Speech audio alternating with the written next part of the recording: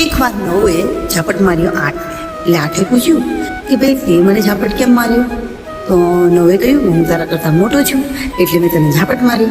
એટલે આ સામેના 8 ભાઈને તો આવ્યો ગુસ્સો, એટલે 8એ મારી દીધું ઝાપટ 7ને. એટલે 7એ પૂછ્યું કે ભાઈ તે મને કેમ મારી?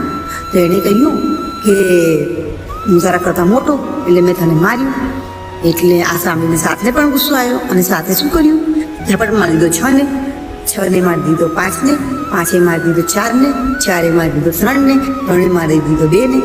અને દર વખતે એક જ એવું બોલ કર્યા કે ભાઈ હું તારા કરતાં મોટો. છેલ્લે 2એ માર્યો 1ને.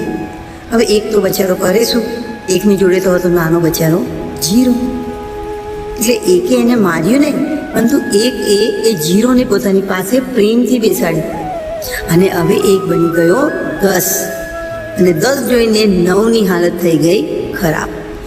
એ જ રીતે જીવનમાં આગળ વધવા માટે કોઈનો સાથ કાફી છે, પીઠ પર કોઈનો હાથ કાફી છે. સંબંધ દૂરનો હોય કે નજીકનો, શું ફરક પડે છે?